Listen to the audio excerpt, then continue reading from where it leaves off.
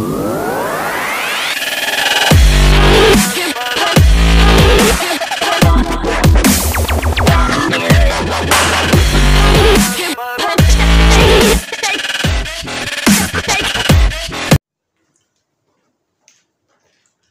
Morning to all of you बच्चों, कैसे हैं आप सब। Myself doctor D N Gupta. और जैसे कि आप सभी को पता है, इस समय हमारी क्लास 11 की एनसीईआरटी बायो की जो फर्स्ट यूनिट है diversity in the living world, इसका जो चैप्टर है चैप्टर नंबर 3, जिसका नाम है किंगडम प्लांटी अर्थात प्लांट किंगडम। प्लांट किंगडम का अभी तक हम लोगों ने इसके पहले एंजियोस्पर्म के बारे में एनसीईआरटी की एक एक लाइन को कंप्लीट किया है, और उसी जो पैराग्राफ है एंजियोस्पर्म का, उससे रिलेटेड आज जो भी एमसीक्यूज होंगे बच्चों, उस एमसीक्यूज को हम लोग लगाने वाले हैं। तो एक एक लाइन को हम लोग कवर करेंगे। एक चीज और यहां पर ध्यान देने वाली बात है कि किंगडम प्लांटी में एंजियोस्पर्म के बारे में एक ओवरव्यू दिया गया है, तो बहुत डीप क्वेश्चन यहां से नहीं बनेंगे। जो डीप क्वेश्चन बनेंगे वो बनेंगे morphology of angiosperm, morphology of flowering plant और फर्टिलाइजेशन इन फ्लावरिंग प्लांट। वहां पर आपको डीप क्वेश्चन देखने को मिलेंगे।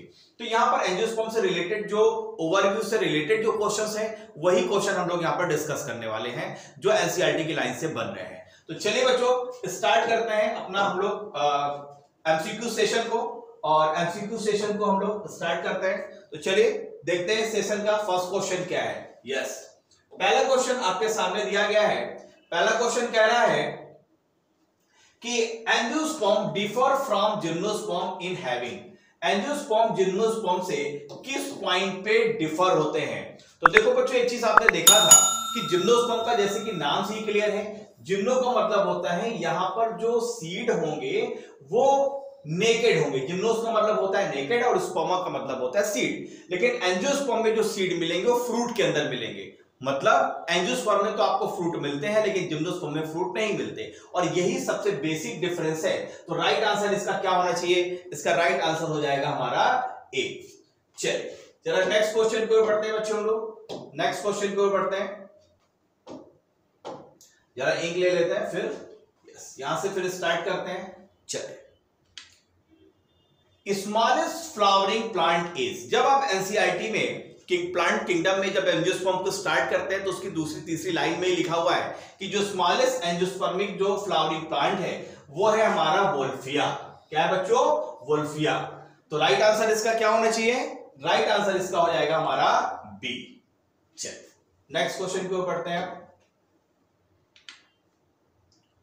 Tallest tree species is. Tallest tree अगर स्पीसीज आप एंजियोस्पर्म की बात करेंगे बच्चों, तो यहां पर एंजियोस्पर्म में चूंकि फ्लावरिंग प्लांट से रिलेटेड क्वेश्चन है, तो यहां पर इसका राइट आंसर क्या होना चाहिए? यूकेलिप्टस। क्या होना चाहिए? यूकेलिप्टस। और ये पॉइंट आपको पता है एनसीईआरटी में प्रॉपर दिया गया है। तो यहां पर राइट आंसर इसका हो जाएगा हमारा यूकेलिप्टस। चलिए, सिट्रस देवदार आपको पता है जिम्नोस्पर्म से रिलेटेड है, पाइनस आपका जिम्नोस्पर्म है ना। चलिए नेक्स्ट क्वेश्चन की ओर बढ़ते हैं।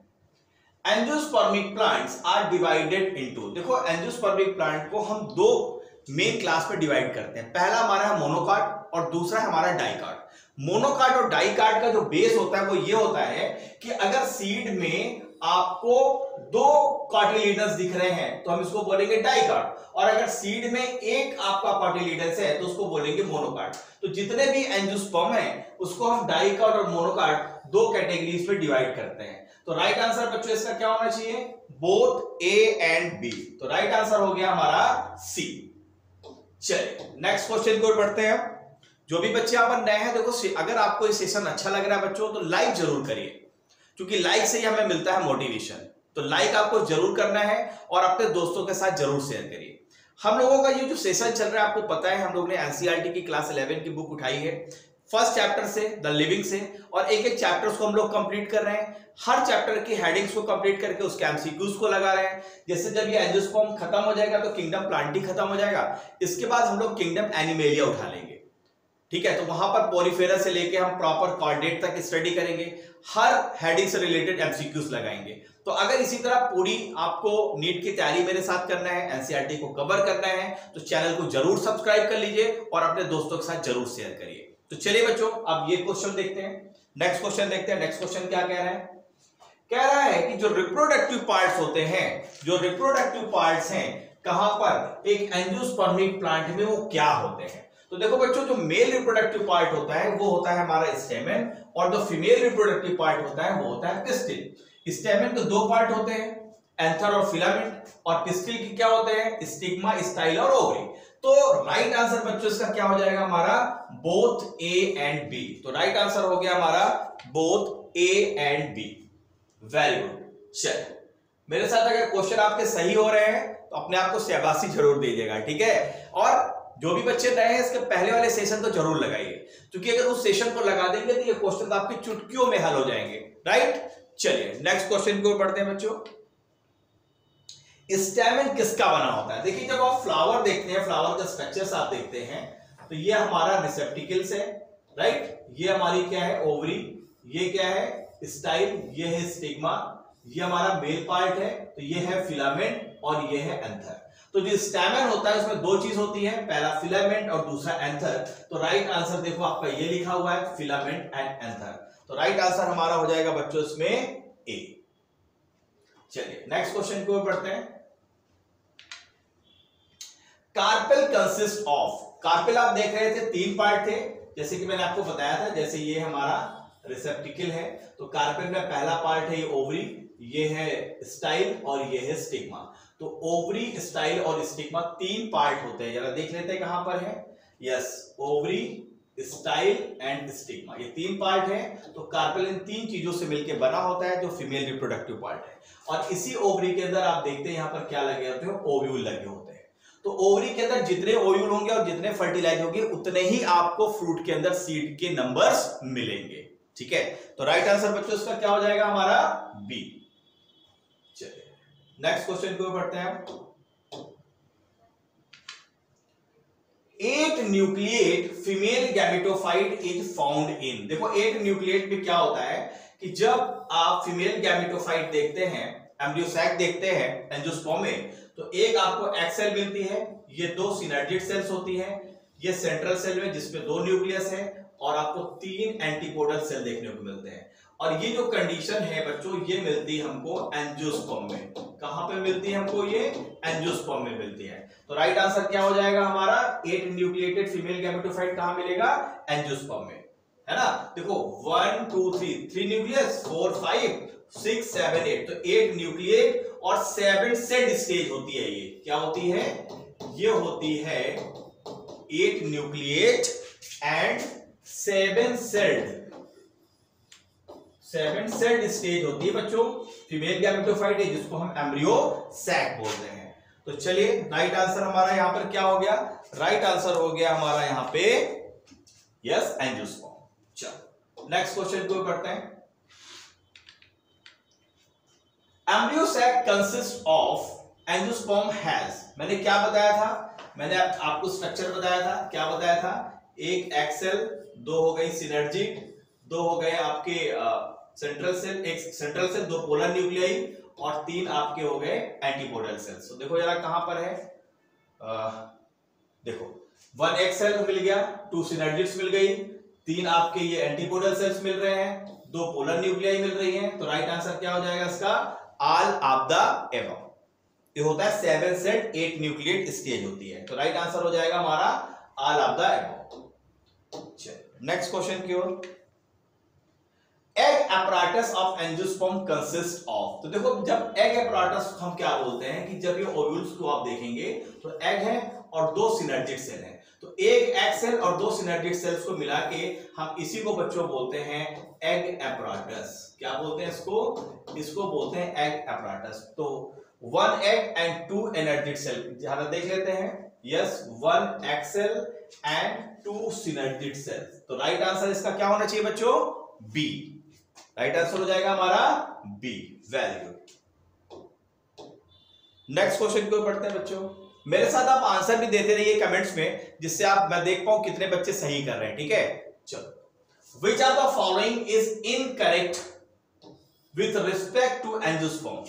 एंजियोस्पर्म में एंडोस्पर्म ट्रिप्लॉइड होता है, बिल्कुल सही बात है। कि जब आप देखेंगे इस एम्ब्रियो सैक के स्ट्रक्चर्स को, ये एग है, ये 2 सिनर्जिड है, और ये सेंट्रल न्यूक्लियाई है, और 3 एंटीपोडल सेल है। तो ये बच्चों जब एक मेल गैमेट इसके साथ फ्यूज करता है तो ये बन जाता है 3N, ये बन जाता है ट्रिप्लॉइड। मेगास्पोर आपका डिप्लॉयड नहीं होता, मेगास्पोर हमेशा कैसा होगा बच्चों, हैप्लॉयड होगा, क्योंकि आपको पता है मोनोस्पोरिक डेवलपमेंट होता है। मेगास्पोर मदर सेल से 4 मेगास्पोर बनते हैं, 3 डिजनरेट करते हैं, 1 बनता है, और 1 जो बचता है उसी से फिर हमारा एम्ब्रियो सैक बनता है। तो ये हमारा जो क्या है, ये इनकरेक्ट है, ये क्या है हमारा इनकरेक्ट है। जबकि पॉलिन ग्रेन हैप्लॉयड होते हैं, जिसको हम एन भी बोलते हैं, और सिनर्जिड्स हैप्लॉयड है, बिल्कुल सही बात है। तो इसमें गलत हमारा कौन सा है, बी वाला। तो राइट आंसर हमारा हो जाएगा इसमें बी। नेक्स्ट क्वेश्चन देखते हैं बच्चों क्या कहता है। प्रत्येक cell, each cell of angiospermic embryo sac is, देखो प्रत्येक सेल कितनी सेल होती है, 7 सेट 8 न्यूक्लियेटेड सेल होती हैं। तो प्रत्येक सेल आपको कैसी मिलेगी, हैप्लॉयड मिलेगी। चलो नेक्स्ट क्वेश्चन की ओर बढ़ते हैं। Transfer of pollen grain from anther to the stigma of ovary is called, इसी को तो हम पॉलिनेशन बोलते हैं। जब मेल गैमीट लैंड कहां पे करता है, स्टिग्मा पे, तो उस प्रोसेस को हम क्या बोलते हैं, पॉलिनेशन। और जो पॉलिनेशन के टाइप्स हैं वो हमको पढ़ने हैं कहां पर, जब हम रिप्रोडक्टिव फ्लावरिंग प्लांट पढ़ेंगे, है ना। उसमें जीनोगैमी है, ऑटोगैमी है, कई तरीके से पॉलिनेशन आपको देखने को मिलता है। तो राइट आंसर बच्चों इसमें क्या हो जाएगा, राइट आंसर हो जाएगा हमारा पॉलिनेशन, ठीक है ना। अगर एयर से हो रहा है तो एनिमोफिली, कई नाम दिए जाते हैं। पॉलन ट्यूब कैरीज, देखो पॉलन ट्यूब क्या होता है, जब आप देखो ये रिसेप्टिकल्स है, ये रिसेप्टिकल्स है, ये ओवरी है, ये स्टाइल है, स्टिग्मा है, और सपोज दैट यहाँ पे यस यहाँ पे पॉलन ग्रेन आता है, इससे पॉलन ट्यूब निकलती है, और यहाँ पर क्या है, ये ओव्यूल है। तो यहाँ पर आप देखिए इस पॉलन ट्यूब में आपको 2 मेल गैमेट देखने को मिलते हैं। तो मेल गैमेट की संख्या कितनी होती है बच्चों, 2 मेल गैमेट्स होते हैं। तो राइट आंसर इसका हमारा क्या हो जाएगा, ए। मेल गैमेट क्या हो जाएगा, ए, 2 मेल गैमेट। नेक्स्ट क्वेश्चन की ओर बढ़ते हैं। कह रहा है फ्लावरिंग प्लांट में जो मियोसिस होती है वो कहां पर देखने को मिलती है। तो देखो फ्लावरिंग प्लांट में मियोसिस बर्ड्स के फॉर्मेशन में नहीं मिलेगी, अगर बर्ड्स का फॉर्मेशन है तो माइटोसिस होगा। सीड के जर्मिनेशन में नहीं, यहां पर माइटोसिस होगा। Formation of root primordia no, यहां पर भी माइटोसिस होगा। लेकिन जब पॉलन ग्रेन बनने हैं, क्योंकि पॉलन ग्रेन क्या है, एन है, और जब 2n से n बनता है तो किस प्रोसेस से बनता है, वो बनता है मियोसिस से, ये बनता है मियोसिस से। तो राइट आंसर बच्चों इसका क्या हो जाएगा हमारा, डी। राइट आंसर हो गया हमारा इसका डी। चलिए अब नेक्स्ट क्वेश्चन की ओर बढ़ते हैं। डबल फर्टिलाइजेशन अकर्स अमंग, देखो डबल फर्टिलाइजेशन आपको मिलते हैं एंजियोस्पर्म में। डबल फर्टिलाइजेशन का मतलब क्या है, पहले ये समझ लो। अगर आप देखो कि ये है एम्ब्रियो सैक, ये है एग सेल, ये है 2 सिनर्जिड्स, ये है 2 न्यूक्लियाई सेंट्रल सेल के, और ये है एंटीकोडल सेल। तो जब यहां से पॉलन ट्यूब आती है बच्चों, और मैंने आपको बताया कि पॉलन ट्यूब में आपके 2 मेल गैमीट होते हैं, तो पहला मेल गैमीट इस एग सेल के साथ फ्यूज करता है, तो इसको हम बोलते हैं सिनगैमी। इसको हमने क्या बोला, इसको हमने बोला सिनगैमी। और जब फिर क्या होता है, जब मेल गैमीट दूसरा मेल गैमीट यहां पर आता है, तो ये दोनों न्यूक्लियस आपस में फ्यूज कर जाते हैं, और ये बन जाता है 2n, और 2n के साथ ये भी n है। तो जब ये मिलेगा तो ये क्या हो जाएगा, ट्रिपल फ्यूजन हो जाएगा। तो इसको हमने क्या बोला, इसको हमने बोला ट्रिपल फ्यूजन। तो ट्रिपल फ्यूजन प्लस सिनगैमी, इन दोनों को मिला के हम बोलते हैं बच्चों डबल फर्टिलाइजेशन, जो कि कैरेक्टरिस्टिक्स किसका है, ये कैरेक्टरिस्टिक्स है हमारा एंजियोस्पर्म का। तो राइट आंसर बच्चों इसमें क्या हो जाएगा हमारा, राइट आंसर हो जाएगा हमारा सी। चलिए अब नेक्स्ट क्वेश्चन की ओर बढ़ते हैं। नेक्स्ट क्वेश्चन की ओर बढ़ते हैं। देखिए कह रहा है डबल फर्टिलाइजेशन में क्या होता है। अभी मैंने आपको समझाया, एक प्रोसेस होगी सिनगैमी की और दूसरी प्रोसेस होगी ट्रिपल फ्यूजन की। सिनगैमी में एग के साथ एक मेल गैमेट फ्यूज करेगा, और ट्रिपल फ्यूजन में जो सेंट्रल सेल के जो 2 न्यूक्लियाई है पहले फ्यूज कर जाएंगे तो 2n हो जाएगा, और जब एक मेल गैमेट जाएगा जो n है, जब इसके साथ फ्यूज करेगा तो 3n बन जाएगा, ट्रिपलाइड आपको एंडोस्पर्म मिलेगा, और इस प्रोसेस को बोलेंगे ट्रिपल फ्यूजन। तो triple fusion plus syngamy is equal to double fertilization. तो क्या कह रहा है कि डबल फर्टिलाइजेशन में क्या होगा, fusion of 2 male gamete with 1 egg, no, देखो नीट 2018 का क्वेश्चन है। Fusion of 1 male gamete with 2 polar nuclei, ये आधा सही है। Fusion of 2 male gamete of pollen tube with 2 different egg, ये भी गलत है। जबकि सिनगैमी में मैंने क्या बताया था, जब एक सेल के साथ एक मेल गैमीट फ्यूज कर रहा है और ट्रिपल फ्यूजन में दूसरा मेल गैमीट जो आपका 2n बन गया है सेंट्रल सेल उसके साथ फ्यूज कर रहा है, तो ट्रिपल फ्यूजन, इन दोनों को मिला के हमने क्या बोला, डबल फर्टिलाइजेशन। तो आपको समझ में आ गया होगा क्यों हमारा ये राइट आंसर डी होना चाहिए। तो राइट आंसर बच्चों हमारा क्या हो जाएगा इसमें, डी। चलिए नेक्स्ट क्वेश्चन क्यों बढ़ते हैं। Triple fusion in angiosperm is a fusion of second male gamete with, बार बार मैं बता रहा हूं, जो आपका सेंट्रल सेल के जो दो न्यूक्लियाई है फ्यूज कर रहे हैं उसके साथ हमारा जो दूसरा मेल गैमीट है फ्यूज करता है। टू पोलर न्यूक्लियाई के साथ, जिसको हम सेकेंडरी न्यूक्लियस बोलते हैं, उसी के साथ फ्यूज करता है, जिसको हम बोलते हैं ट्रिपल फ्यूजन। इस पे कोई भी आपको कंफ्यूजन नहीं होना चाहिए। तो राइट आंसर बच्चों हमारा हो गया इसमें ए। देखो लाइक जरूर करते रहिए, है ना, लाइक क्या करना आपको, लाइक जरूर करना है। एंडोस्पर्म फॉर्मेशन बिगिंस विद, देखो एंडोस्पर्म का फॉर्मेशन कब स्टार्ट होता है एंजियोस्पर्म में, आफ्टर फर्टिलाइजेशन स्टार्ट होता है। तो राइट आंसर क्या होना चाहिए, fertilization of the polar nuclei begins with the हाँ, किसके साथ स्टार्ट हो जाएगा, जब पोलर न्यूक्लियाई के साथ फर्टिलाइजेशन हो जाएगा दूसरे मेल गैमीट का। तो राइट आंसर बच्चों इसमें हो जाएगा हमारा सी। नेक्स्ट क्वेश्चन को पढ़ते हैं। The endosperm in angiosperm develops from, आपको पता है जो एंडोस्पर्म एंजियोस्पर्म में कहां से डेवलप होता है, सेकेंडरी न्यूक्लियस से। जो पोलर जो सेंट्रल सेल था उसके दोनों न्यूक्लियस फ्यूज कर रहे हैं, है ना, फिर एक मेल गैमीट उसके साथ आके फ्यूज कर रहा है, ट्रिपल फ्यूजन हो रहा है। तो किससे बन रहा है, सेकेंडरी न्यूक्लियस से स्टार्ट हो जाएगा आपका एंडोस्पर्म, वहां से डेवलप होता है। तो राइट आंसर हो जाएगा बच्चों इसमें हमारा बी। चलिए कह रहा है इन द एंजियोस्पर्म में ovule central cell of the embryo sac prior to the triple fusion, जिसमें आपको क्या देखने को मिलता है, एक single haploid nucleus, one diploid nucleus, two haploid polar nuclei, one diploid and one haploid. देखो यहां पर आप देखते हो एम्ब्रियो सैक में, तो यहां पर देखो एक एक्सेल हो गया, दो सिनेडिड्स हो गया, और सेंट्रल सेल में आपको दो न्यूक्लियस आपको देखने को मिलते हैं। तो टू हैप्लॉइड पोलर न्यूक्लियाई आपको देखने को मिलते हैं और तीन ये एंटीपोडल है। तो राइट आंसर यहां पर लिखा हुआ है टू हैप्लॉइड पोलर न्यूक्लियाई। तो right answer will be C. Right answer क्या हो जाएगा हमारा, सी। तो चलिए अब नेक्स्ट क्वेश्चन को पढ़ते हैं बच्चों। यहां तक सारी चीजें क्लियर है ना, और सेशन अच्छा लग रहा है तो फिर लाइक करिए। After fertilization ovary and ovule respectively develop into, देखो ओवरी डेवलप किसमें हो जाती है हमारी, फ्रूट में, एंजियोस्पर्म में, और ओव्यूल किसमें डेवलप हो जाता है, सीड में। तो सबसे पहले किसमें डेवलप होगा, फ्रूट में, और ओव्यूल डेवलप हो जाएगा हमारा सीड में। तो राइट आंसर हो गया हमारा सी। राइट आंसर हो गया हमारा सी।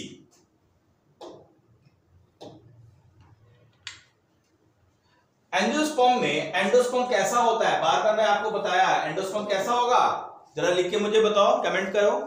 एंडोस्पर्म कैसा होगा, ट्रिप्लॉइड। कैसा होगा, ट्रिप्लॉइड। राइट आंसर हो जाएगा हमारा इसमें सी।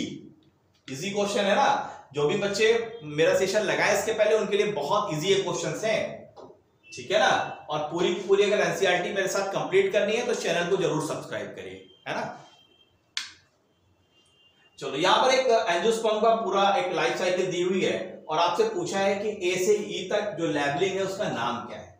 तो देखो ए में आप ये देख रही है आपको कार्पेल है, जो सबसे ऊपर ये जो दिख रही है ये क्या है हमारा, ये है स्टिग्मा, ये हो गया हमारा स्टिग्मा। बी क्या हो गया, ये हो गया हमारा एंथर, ये हो गया हमारा एंथर। और सी कहां पर है, सी है हमारा मेल गैमेटोफाइट, या हम इसको बोलेंगे पॉलन ग्रेन, मेल गैमेटोफाइट।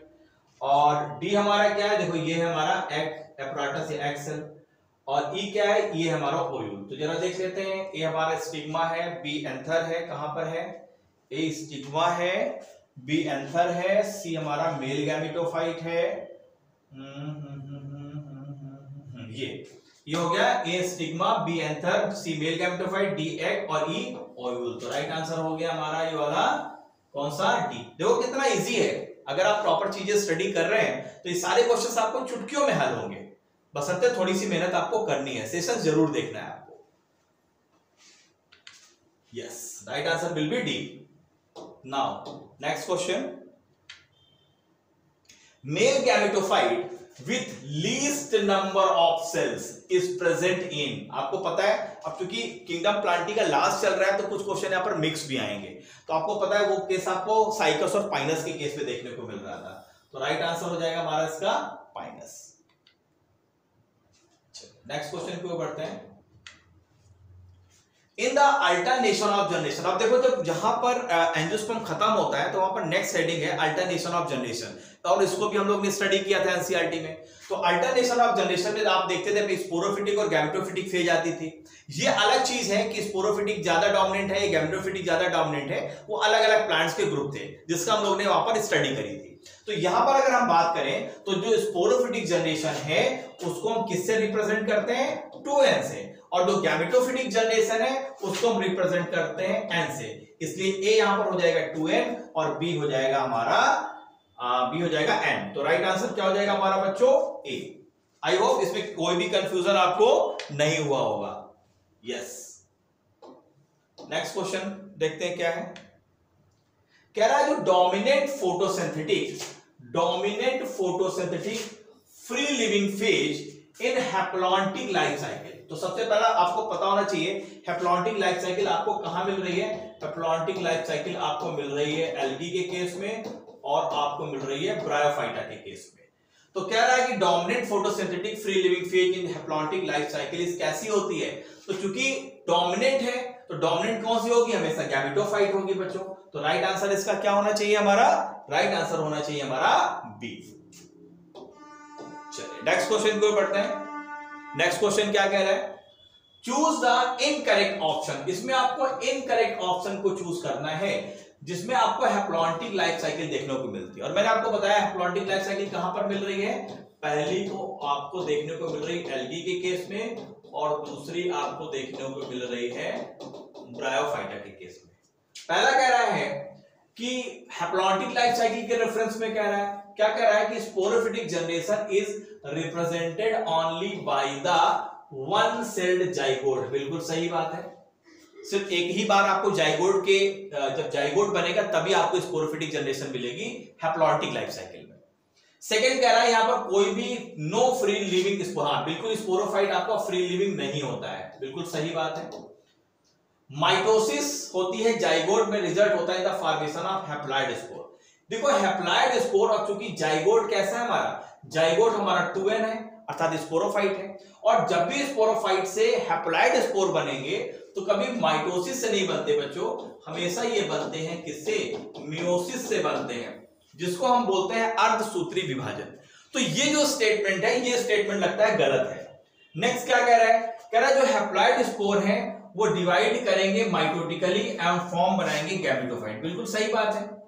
तो यहां पर जो गलत हमारा स्टेटमेंट है वो हमारा हो गया सी। इससे राइट आंसर हमारा क्या होना चाहिए बच्चों, राइट आंसर होना चाहिए हमारा यहां पर सी। देखते हैं जरा, बिल्कुल सही बात है। चलो, जो भी बच्चों को कंफ्यूजन हो रहा है मेरे साथ पिछले लेक्चर जरूर लगाइए, वहां पर आपको बिल्कुल से जैसे सारी चीजें आपको क्लियर हो जाएंगी। Choose the correct option about diplontic life cycle. देखो डिप्लॉन्टिक लाइफ साइकिल कहां मिल रही है, टेरिडोफाइटा में। कहां मिल रही है, टेरिडोफाइटा में, और आपको मिल रही है जिम्नोस्पर्म में, और आपको मिल रही है एंजियोस्पर्म के केस में। अब देखो क्या कर रहा है, it occur in seed bearing plants like gymnosperm and angiosperm. सही बात है, ये दोनों पॉइंट सही है। डिप्लॉयड स्पोरोफाइट इज डोमिनेंट, बिल्कुल डोमिनेंट होगा क्योंकि डिप्लॉन्टिक लाइफ साइकिल की बात कर रही है। Photosynthetic independent phase of the plant, बिल्कुल सही है। Gametophytic phase is represented by the single to few celled haploid gametophyte, बिल्कुल सही बात है। तो ये तो तीनों पॉइंट आपके सही हैं, इसलिए राइट आंसर क्या होना चाहिए इसका, आर ऑफ द अबव। सारी लाइनें आपके एनसीईआरटी से एक एक पॉइंट। नेक्स्ट क्वेश्चन को पढ़ते हैं। चलिए नेक्स्ट क्वेश्चन को पढ़ते हैं। Life cycle of ectocarpus and fucus respectively are. तो लाइफ एक्टोकार्पस की कैसी होती है हमारी, एक्टोकार्पस की होती है हैप्लोडिप्लॉन्टिक, इसकी होती है हैप्लोडिप्लॉन्टिक, और फ्यूकस की होती है डिप्लॉन्टिक। तो राइट आंसर हो जाएगा हमारा इसमें सी। और नीट 2017 का क्वेश्चन है, इंपॉर्टेंट क्वेश्चन है बच्चों, और डायरेक्ट ये एनसीईआरटी से क्वेश्चन है। तो राइट आंसर हो गया हमारा यहाँ पे सी। चलिए नेक्स्ट क्वेश्चन को पढ़ते हैं। Identify the correct statement for artificial system of classification. और आपको पता है आर्टिफिशियल सिस्टम ऑफ क्लासिफिकेशन किसने दिया था? लिनियस ने। तो पहले ये क्या कह रहा है? कह रहा है artificial system was based on natural affinities present among the organism. No. It was proposed by England and friend. No, ये भी नहीं प्रपोज, किसने नहीं किया था। आर्टिफिशियल सिस्टम ऑफ क्लासिफिकेशन में एक चीज हमने देखा था कि वहां पर सेक्सुअल और वेजिटेटिव कैरेक्टर्स को बराबर की इंपॉर्टेंस दी गई थी, है ना। इसी वजह से उसको सही नहीं माना गया था, क्योंकि आपको पता है जो वेजिटेटिव कैरेक्टर्स होते हैं वो चेंज हो जाते हैं, जबकि सेक्सुअल कैरेक्टर ज्यादा स्टेबल होते हैं। तो यहां पर क्या कर रहा है? Artificial system give equal weightage to the vegetative and sexual characteristic. बिल्कुल सही बात है। तो राइट आंसर हो जाएगा हमारा इसका, राइट आंसर हो जाएगा हमारा इसका सी। चलिए नेक्स्ट क्वेश्चन की ओर बढ़ते हैं। Read carefully the given statement about algae and identify the incorrect option. Algae के रेफरेंस पे देखना है और इनकरेक्ट ऑप्शन देखना है। प्लांट बॉडी सिंपल एंड थैलाइड, क्या देखना है? Given statement of the algae and incorrect option देखना है। इनकरेक्ट ऑप्शन कौन सा? बिल्कुल सही बात है। मेनली एक्वेटिक होती है, बोथ फ्रेश वाटर मैरीन मिलेगी, बिल्कुल सही बात है। रिप्रोडक्शन में भी वेजिटेटिव, जैसे हाँ तीनों मोड से होता है। कह रहा है Volvox and Ulothrix is the colonial form. देखो कॉलोनियल फॉर्म सिर्फ आपका वाल्वॉक्स में मिलेगा, यूलोथ्रिक्स तो आपका फिलामेंटस फॉर्म है। तो इसका जो डी वाला स्टेटमेंट है वो गलत है। चलिए नेक्स्ट क्वेश्चन को बढ़ते हैं। Which one of the following statement is incorrect? कौन सा स्टेटमेंट इसमें गलत है? कह रहा है algae increase the level of dissolved oxygen in the immediate environment. बिल्कुल सही बात है, आपको पता है एल्गी बहुत अच्छा ऑक्सीजन इवॉल्व करती है। Elgin is obtained from red algae. बेटा एल्जिन तो फियोफाइसी से ऑब्टेन्ड होती थी, और काराजीन कहां से ऑब्टेन्ड होता था? रेड एल्गी से। ये ब्राउन एल्गी दिया हुआ है, इनकरेक्टली तो देखना है। और नीट 2016 का क्वेश्चन है, और अभी 2021 में भी ये काराजीन से रिलेटेड क्वेश्चन आया था, है ना। काराजीन रेड एल्गी से रिलेटेड था। तो राइट आंसर इसका हमें क्या हो जाना चाहिए? बी। यही स्टेटमेंट तो गलत है हमारा। नेक्स्ट क्वेश्चन को बढ़ते हैं। Which one of the following statement is incorrect? देखना इसमें कौन सा स्टेटमेंट गलत है। Algin and carrageenan are products of algae. बिल्कुल सही बात है। एल्जिन आपको मिल रहा है फियोफाइसी से और काराजीन मिल रहा है रोडोफाइसी से। Agar is obtained from Gelidium and Gracilaria. बिल्कुल सही बात है। Chlorella and Spirulina are used as a space food. बिल्कुल सही बात है। Mannitol is stored food in Rhodophyceae. No. Mannitol और लेमिनेरिन ये आपको स्टोर फूड मिलता है कहां पर? ब्राउन एल्गी में, जिसको हम बोलते हैं फियोफाइसी। क्या बोलते हैं? फियोफाइसी। तो इनकरेक्ट स्टेटमेंट हमारा इसमें हो गया डी। और ये क्वेश्चन देखो नीट सीबीएसई एआईपीएमटी 2015 का क्वेश्चन है। तो राइट आंसर हो जाएगा हमारा इसमें डी। नेक्स्ट क्वेश्चन को पढ़ते हैं। Which of the statement given below are correct about green algae? देखो ग्रीन एल्गी, ब्राउन एल्गी और रेड एल्गी, तीन एल्गी के बारे में पढ़ना है। क्लोरोफाइसी, फियोफाइसी और रोडोफाइसी एल्गी में जब हम लोग ने स्टडी करी थी। Green algae are green due to the presence of chlorophyll A and B pigment localized in chloroplast. बिल्कुल सही बात है। क्लोरोफिल ए और बी हो रहा था ग्रीन एल्गी में, क्लोरोफिल ए और सी मिल रहा था ब्राउन एल्गी में, और क्लोरोफिल ए और डी आपको मिल रहा था रेड एल्गी में, है ना। ब्राउन एल्गी में आपको फाइकोजेंथिन मिल रहा था, रेड एल्गी में आपको आर फाइकोएरिथ्रिन मिल रहा था। बिल्कुल सही पॉइंट है। कह रहा है algae store food in the form of starch. बिल्कुल सही बात, स्टार्च के फॉर्म में होती है ग्रीन एल्गी में। ब्राउन एल्गी में मैंने आपको बताया था मैनिटॉल और लेमिनेरिन के रूप में होती है। Specialised structure called pyrenoids located in the chloroplast. Food में be stored in the form of oil droplet. सही बात है। Vegetative reproduction occur through cell division, fragmentation, stolons and tubers. तो बेटा इसमें तो सारे पॉइंट्स क्लियर हैं, A B C D clear है। तो राइट आंसर हो जाएगा हमारा डी। राइट आंसर हो जाएगा हमारा इसमें डी। चलिए अब देखते हैं सेशन का last question. Identify the statement that correctly explain why rhodophytes exhibit a red colour. देखो most rhodophytes grow at great depth. Chlorophyll can only absorb light specifically in the red area of the spectrum. No. कह रहा है the wavelength of light that are absorbed by the chlorophyll are passed to phycoerythrin. बिल्कुल सही, यही pigment है phycoerythrin, एक red pigment है present in the algae. phycoerythrin absorb all the light waves, no. Light reaching the greatest depth in water is in the blue green region of the spectrum, no. तो right answer क्या हो जाएगा हमारा इसका? B. देख लेते हैं, right answer हो गया हमारा बी। तो इस तरीके से बच्चों हम लोगों ने इस पूरे सेशन को प्रॉपर तरीके से कंप्लीट किया। और अगर आपको ये सेशन अच्छा लगा है तो लाइक और शेयर जरूर करिए, क्योंकि लाइक ही हम लोग सभी को देते हैं मोटिवेशन। और अपने दोस्तों के साथ जरूर शेयर करिए। तो इस तरीके से अगर पूरी एनसीईआरटी आपको कवर करनी है, एनसीईआरटी के एक एक पैराग्राफ से आपको मेरे साथ एमसीक्यूज लगाने हैं, तो चैनल को जरूर सब्सक्राइब कर लीजिए।